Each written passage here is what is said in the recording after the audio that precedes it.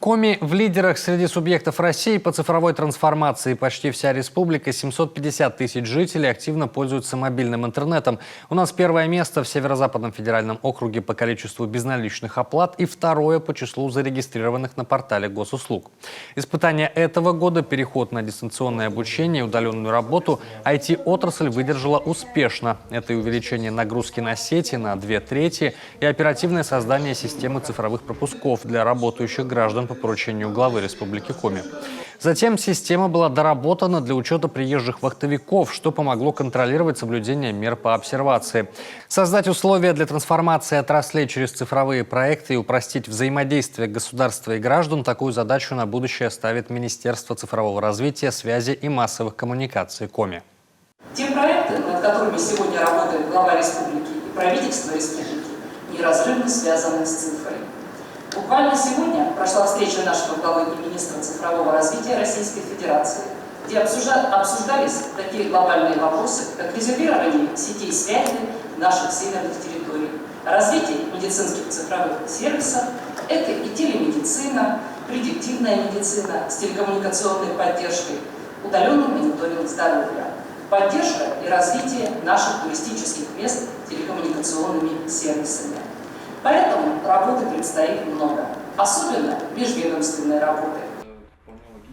90% территории Коми уже сейчас покрыты цифровой сетью. В следующем году доступ к всемирной паутине получат более 600 соцобъектов республики.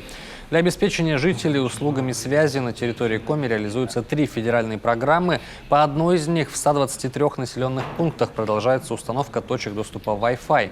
Услуги для жителей в таком случае бесплатные. Продолжается строительство цифровой инфраструктуры. В следующем году порядка 300, там немножко поменьше, 287, если я не ошибаюсь, населенных пунктов дополнительно будут подключены к высокоскоростному интернету по Ростелекому в рамках национального проекта «Цифровая экономика», непосредственно информационной инфраструктуры. Это очень большое количество. Кроме того, еще завершится в следующем году программа устранения цифрового неравенства. 6 пунктов у нас будет достроено. И третья программа, которая будет реализована, это устранение цифрового неравенства, 100+, мы ее называем. Это значит, что в населенные пункты от 100 человек, от 100 до 500 человек, раньше была градация от 250 до 500 человек, сейчас внесли изменения в федеральный закон, эта планка понизилась, и в населенных пунктах, где у нас 100 человек проживает, туда будет проведен высокоскоростной интернет. Кроме того, в рамках госпрограммы реализуются проекты по бесплатному цифровому обучению жителей Коми, установлена система «Безопасный город», выделяются субсидии для средств массовой информации.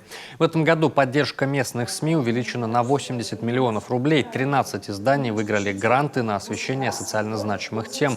Проведен ремонт помещений 2 сельских редакций. Финансирование госпрограммы «Информационное общество» на следующий год не сократится.